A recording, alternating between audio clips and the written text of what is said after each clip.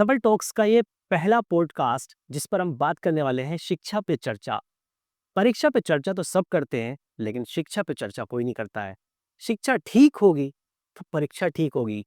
तो आज हमारे साथ merchant navy officer mister Rehan Ashraf जो कि हमारे साथ हैं और बहुत शुक्रिया। आज वो अपने बारे में सारी चीज़ें बताने वाले हैं। पहला रेहान अशरफ साहब की स्टूडेंट लाइफ, उसमें कैसे स्टडी इन्होंने किया। दूसरा, इनकी पेरेंटिंग कैसी रही, इन्होंने कितने स्ट्रगल किए हैं अपनी लाइफ में, वो स्ट्रगल को सामने रखेंगे। और चौथा, मर्चेंट नेवी ऑफिसर जिस स्टूडेंट को बनना है वो पूरा का पूरा इस पॉडकास्ट में जानेंगे कि मर्चेंट नेवी ऑफिसर बनने के लिए क्या करना होगा। रेहान सर, अपने बारे में बताएं। सबसे पहले तो आपका शुक्रिया, बहुत आप आए और इतनी इज़्ज़त दी। और merchant navy officer actually it's a private sector. तो आप गवर्नमेंट अब जाते हैं, डिफेंस में जाते हैं, दैट्स इंडियन नेवी। ये मर्चेंट नेवी है। मर्चेंट नेवी में ऑफिसर्स रहते हैं, उसके डिपार्टमेंट होता है। जैसे कि डेक डिपार्टमेंट रहा, डेक डिपार्टमेंट में डेक ऑफिसर्स हो गया और इंजन डिपार्टमेंट में इंजन ऑफिसर्स हो गया। सो मैं इंजन ऑफिसर हूँ। अच्छा। सो मैं अभी थर्ड इंजीनियर हूँ। वहाँ पे रैंक होती है chief engineer, second engineer, third engineer and then fourth engineer. So अभी मेरी प्रेजेंट रैंक है थर्ड इंजीनियर।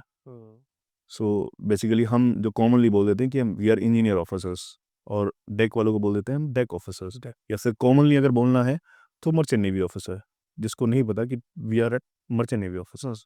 अभी मैं प्रेजेंट थर्ड इंजीनियर रैंक पे सेल कर रहा हूँ। जो मैं अभी 4 महीने से घर था, 4 महीने मेरी ट्रेनिंग चल रही थी प्रमोशन एग्जाम्स के लिए, अच्छा। फॉर प्रमोशंस और higher ranks. Higher ranks. So अभी फ़िलहाल ये है कि अभी तो फ़िलहाल मैं थर्ड इंजीनियर पे सेल कर रहा हूँ और अभी 2 रैंक्स बाकी हैं इसके लिए। बोलिए। तो हमें भी मौका मिला, घर पे आए हुए हैं मिस्टर रेहान सर और हमारे घर के पास में ही है। तो सबसे पहले बात करते हैं स्टडी के बारे में। तो आपने कौन सी स्कूल से अपनी स्टडी की है?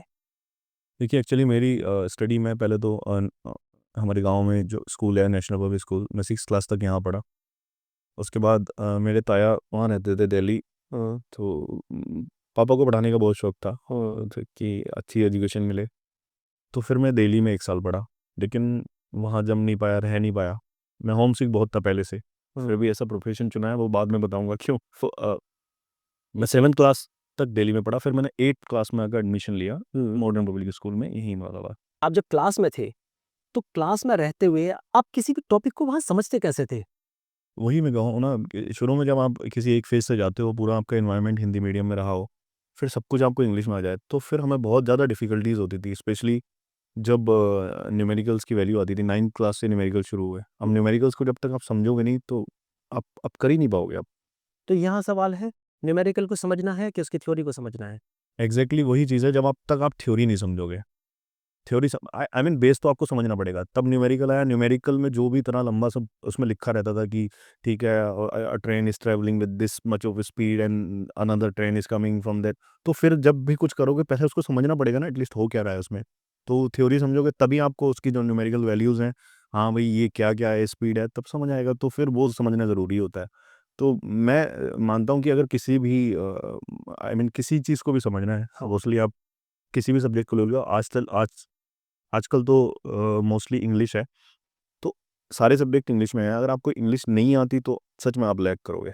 ठीक है, मैंने माना इंग्लिश आ गई। अब टॉपिक को आप समझते कैसे थे? ट्रांसलेशन मान लीजिए आपको आती है, इंग्लिश टू इंग्लिश आता है, लेकिन टॉपिक को समझेंगे कैसे? बात समझने की चल रही है। एक बच्चा हिंदी मीडियम का है, टॉपिक उसके पास हिंदी में उसको दिख रहा है, लिखा हुआ है, समझ गया वो। एक इंग्लिश की उसको लैंग्वेज आ गई। अभी तो ट्रांसलेशन की बात हुई है, ट्रांसलेशन हो गया, अब उस टॉपिक को कैसे समझेंगे? टीचर क्लास में आता है, आने के बाद में क्या करता है वो? ऑब्वियसली वो कोई भी टॉपिक लेके पढ़ाना शुरू करता है। आप आई नो आप कहाँ जा रहे हो कि चीज़ को समझना कैसे है कि ऑब्वियसली इमेजिन ही करना है किसी भी चीज़ को, हम किसी भी चीज़ के बारे में बोलें हाँ। और इमेजिन ही करना है। वर्ड इज़ वर्ड एक रखा गया है चीज़ों के लिए, बट एक पिक्चर होती है, वो पिक्चर हमारे दिमाग में जब तक आती है, हाँ, किसी का भी अगर मान लो किसी का नाम भी हम लेते हैं, मैंने आपका नाम लिया तो आपकी पिक्चर मेरे दिमाग में आएगी कि यहाँ पे है, ठीक है? या फिर आपके नाम का कोई और आदमी है तो उनकी पिक्चर दिमाग में आएगी। तो वो पिक्चर आती है दिमाग में, ऑब्वियसली तभी बंदा समझता है जब उसको विजुअलाइज़ करता है, दिमाग में इमेजिन करता है कि हाँ, ऐसा हो रहा है। और वो अगर नहीं समझ पाता तो अगर सिर्फ़ रट के कर रहा है तो फिर मतलब कोई भी चीज़ है, हाँ। तो वो कामयाब नहीं होता और याद भी नहीं रहती वो चीज़। तो फिर क्लास में मैं वही सवाल है अभी कि क्लास में वो टीचर समझा कैसे पाते थे? क्योंकि मैंने जो अपने गुरु से सीखा है और जो मुझे मालूम है, आज तक इस दुनिया में वो इंसान पैदा नहीं हुआ जो किसी को कुछ समझा सके।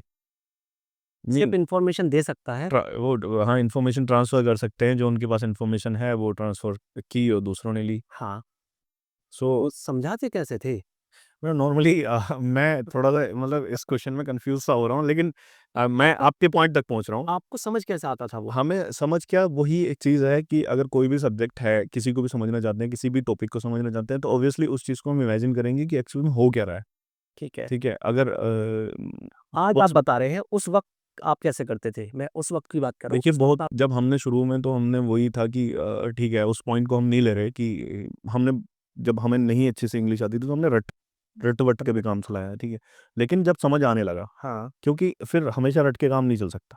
जब समझ आने लगा तो फिर चीज़ों को इमेजिन करना शुरू किया कि हाँ, ये मतलब सच में ऐसा हो रहा है, और वो चीज़ याद भी है। जो-जो चीज़ इमेजिनेशन से ली या फिर कोई भी चीज़ है कि हाँ, सच में प्रोसेस क्या हो रहा है, दिमाग वहाँ लगाया, तब चीज़ों याद भी हैं और फिर वो ईज़ी भी हुई हमारे लिए, पढ़नी भी ईज़ी हुई। अच्छा यहाँ एक सवाल है, वही उस टीचर से जो टीचर मौजूद है हुँ। क्लास के अंदर। एक टीचर क्लास में आता है और आकर के जो ट्रीटमेंट है वो देता है स्टूडेंट्स को। यहाँ फ़ॉर्मूला दूँगा मैं डॉक्टर वर्सेस टीचर। एक डॉक्टर के पास 30 पेशेंट हैं, वो 30 के 30 पेशेंट को सेम मेडिसिन देगा या अलग-अलग देगा? नहीं ऑब्वियसली मतलब जब एज़ अ टीचर अगर आप पढ़ा रहे हो, अभी डॉक्टर की बात चल रही है। हाँ, ठीक है, मैं डॉक्टर की भी बात कर रहा हूँ, लेकिन आपने थोड़ा-सा मतलब चीज़ को, क्योंकि टीचर जब आया क्लास में, हाँ, तो जब वो पढ़ा रहा है, तो ऑब्वियसली वो सेम चीज़ पढ़ा रहा है। सेम सेम ही चीज़ पढ़ा रहा है, वो 30 के 30 बच्चों को हाँ, सेम चीज़ अभी पढ़ा रहा है। मैं अपने फ़ॉर्मूला पूरा करता हूँ। डॉक्टर वर्सेस टीचर फ़ॉर्मूला क्या है? डॉक्टर आया मेडिसिन सबको सेम दे दी। अगर तो डायग्नोज़ किया, डायग्नोज़ करने के बाद सबका जो मर्ज़ है, हुँ, वो अलग-अलग होगा, ठीक है? उनके हिसाब से उनको मेडिसिन दिया जाएगा। तो एक क्लास के अंदर आपके जो 30 बच्चे होंगे कभी या 40 होंगे, जितने भी हुँ। होंगे, क्या 40 के 40 एक लेवल पर थे? बिल्कुल नहीं होते हैं, तो पॉसिबल ही नहीं होता है। तो फिर टीचर एक सा ट्रीटमेंट क्यों देता है? एक सी दवाई क्यों देता है? देखिए वो एक क्या ये सही है या गलत है? नहीं ऑब्वियसली ये चीज़ सही नहीं है हाँ, कि वो एक साथ ट्रीटमेंट, अब देखिए कुछ बच्चे बहुत ज़्यादा शातिर हैं, मतलब तेज़ होते हैं दिमाग के, ठीक है? जल्दी उनकी कैचिंग पावर हाई होती है, हाँ, तो टीचर को इतनी मेहनत नहीं करनी होती। ठीक। कुछ बच्चे जैसे हमारी क्लास में भी ऐसे होते थे कि सर अरे ये तो समझ आ गया, अब क्यों पढ़ा रहे हो? अब कुछ बच्चे शाय थे, उनको नहीं समझ आ रही है वो चीज़, उनको टीचर देर तक समझा रहे हैं। तो ये पॉसिबल टीचर के लिए भी एक्चुअली इतना ईज़ी नहीं होता कि हम बोल दें कि अगर वो सबको अलग-अलग मेडिसिन दें, तो टीचर के लिए इतना ईज़ी नहीं होता। आपकी 1 घंटे की क्लास है, आपके 30 बच्चे हैं, आपको सारा सिलेबस भी कवर करना है। तो फिर सब बच्चों को या तो वो डायग्नोज़ एक बार करें, फिर उसके हिसाब से हाँ भाई इसकी इतनी कैपेबिलिटी है, ये बच्चा इतना कैपेबल है और ये इतना सोचता है, फिर उसके हिसाब से वो देखें कि हाँ, लेकिन इतना ईज़ी नहीं होता, सब इतना नहीं सोचते ना। आपने सोचा बहुत अच्छी बात है, अच्छा, यहाँ से बट आपने ये कह दिया कि कुछ बच्चे शातिर हैं और कुछ बच्चे पीछे रहते हैं। किसी ने जानने की कोशिश की कि पीछे क्यों रह गए? वही मैं आपको बता रहा हूँ ना कि वो कुछ ऐसे हैं teachers, I am not blaming teachers here. Teachers ऐसे हैं बहुत सारे कि कोशिश करते हैं जानने की यहाँ और बताते हैं टीचर्स को ब्लेम नहीं करेंगे क्योंकि सही जो ना चीज़ें पता नहीं है सभी टीचर्स को। मुझे भी पता नहीं थी 2021 से पहले मुझे भी मालूम नहीं थी। तो मैं भी वही काम कर रहा था जो आज के सारे टीचर्स कर रहे हैं। ब्लेम नहीं कर रहे कि टीचर ऐसा नहीं है कि टीचर देखिए मैंने जहाँ तक कोई देखा है गलत नहीं चाहता है। नहीं ज़्यादा टीचर्स मैं टीचर्स को हमेशा पेरेंट्स की तरह मानता हूँ। आज भी मेरे टीचर्स जो मुझे जानते हैं या जो जिनसे मैं बात करता हूँ, तो वो खुश होते हैं और वो लोग दूसरे लोगों को बताते भी हैं कि ये हमारा स्टूडेंट है। बिल्कुल। तो ये इस टीचर्स पॉडकास्ट के ज़रिए हम ये मैसेज देना चाह रहे हैं कि एक्चुअल में काम होना कैसे चाहिए। हाँ, दैट्स द पॉइंट। तो द थिंग इज़ कि वो टीचर्स का इमेजिन करना कि बंदा हाँ, कौन कितना कैपेबल है, कौन कितना है, ये एक आसान काम नहीं है, ये काम है, लेकिन हाँ, अगर ये समझ आ जाए, हाँ। ये टीचर को कैपेबिलिटी पता चल जाए, तो अब इसमें सिर्फ़ टीचर ही अकेला नहीं कर सकता, उसमें तो स्टूडेंट को भी सब सपोर्ट करना पड़ेगा ना, कोऑपरेट करना पड़ेगा टीचर के साथ। सो अगर वो समझ आ जाए तो ऑब्वियसली ईज़ी रहेगा सिलेबस। आपने बोला स्टूडेंट को सपोर्ट करना पड़ेगा स्टूडेंट को, तो स्टूडेंट बेचारा क्या कर सकता है? उसको नहीं पता ना वो आपके पास आया है।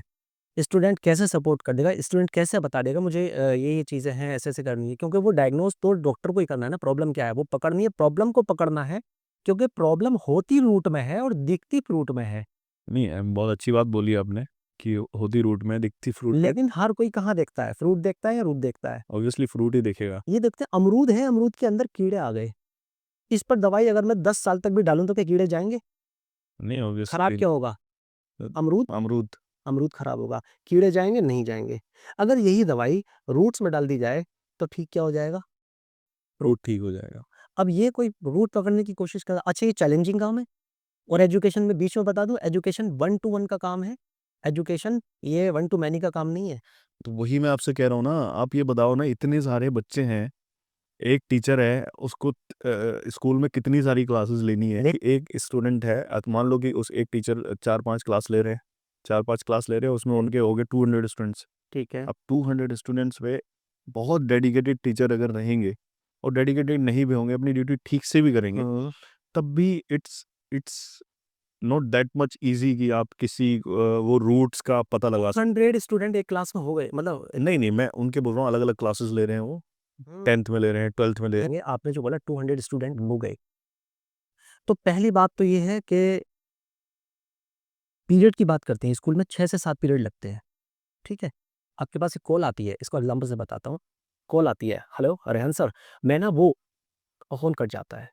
इसलिए हाँ। ऐसा 7 बार आपके साथ होता है, तो आप घर जाते जाते सुकून महसूस करेंगे कि बहुत ज्यादा चिड़चिड़ा नहीं हो नहीं वो चिड़चिड़ापन तो हो गया, ऑब्वियसली परेशान तो हो गए बंदा, क्या बात है कि 7 पीरियड क्लास के स्कूल के अंदर होते हैं, 7 के 7 पीरियड में टीचर ने जो कराना शुरू किया और कहीं ना कहीं चीजें रोक दी, फिर अगले पीरियड में आते हैं, फिर कहीं न कहीं रोक दी, फिर अगले पीरियड में आते हैं, कहीं न कहीं रोक दी।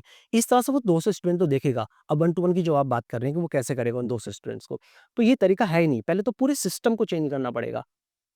पूरा सिस्टम चेंज होगा तभी ये ज़रूरत नहीं है। और मैंने एक चीज़ बीच में बोली कि सिलेबस करने लायक बनाएँ या सिलेबस को पूरा कराएँ। लायक बना दिया तो ये 200 को देखने की ज़रूरत नहीं है।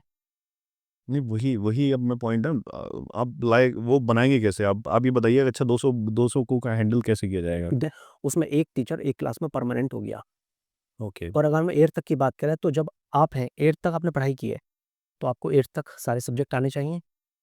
हाँ। तो स्कूल के अंदर क्यों स्पेशल होता है कि मैथ्स का स्पेशल, ये साइंस का स्पेशल, ये जीके का स्पेशल, ये इंग्लिश का स्पेशल। हाँ, ये अच्छा पॉइंट है आपका, एटलीस्ट एक क्लास तक तो सारे सब्जेक्ट पढ़ा ही सकता है कोई अच्छा टीचर। 8th क्लास तक की किसी की एजुकेशन बेहतरीन हो जाती है, पूरी फाउंडेशन ज़बरदस्त रहती है, तो 9th में उसको किस चीज़ की ज़रूरत पड़ेगी? बढ़िया पॉइंट है आपका। ऑब्वियसली मतलब अगर फाउंडेशन अच्छी है 8 क्लास तक की। पूरी सीरीज़ पर काम हुआ। यानी मैथ्स की सीरीज़ है तो सीरीज़ है। अगर आप पढ़ कर के आए हैं, आपका बच्चा मान लीजिए इमेजिन कर लीजिए आपका बच्चा है 5th क्लास में और आप उसकी 5,000 रुपए महीना फ़ीस भर रहे हैं, काफ़ी मेहनत कर रहे हैं और इसके बाद में आप उसके पास जाते हैं और आप पूछते हैं कि बेटा आप मुझे फ़ेवरेट सब्जेक्ट बताइए। तो बोलेगा मेरा साइंस है। साइंस में उसके पास आप कहेंगे कि बेटा टॉपिक कितने हैं आपके पास साइंस में? हुँ। वो कहेगा एक भी नहीं। क्वेश्चन कितने हैं? वो कहेगा एक रात तो याद करा था वो याद नहीं आ रहा है। आपने जो 5,000 रुपए महीने की फीस भरी है वो किस लिए भरी है? एग्ज़ाम टाइम के लिए कि लाइफ टाइम के लिए? लाइफ ठीक होनी चाहिए कि एग्ज़ाम ठीक होना चाहिए? नहीं लाइफ ऑब्वियसली। ठीक हो जाएगी तो एग्ज़ाम ठीक हो जाएगा, एग्ज़ाम ठीक हो जाएगा तो लाइफ ठीक हो जाएगी। देखिए, दोनों तरह से भी, दोनों मैं ये दोनों पॉइंट से भी एग्री करूँगा, ठीक है? अगर अगर आपकी ज़िंदगी ठीक है, तो आपके कोई भी एग्ज़ाम ठीक होंगे, ठीक है? और अगर आपका एग्ज़ाम ठीक हो जाता है, तब आपकी लाइफ़ भी सेट हो जाती है। हाँ। मैं दोनों से एग्री करता हूँ इन बातों से। लेकिन सक्सेस रेशियो क्या है? कितने लोग कामयाब हैं?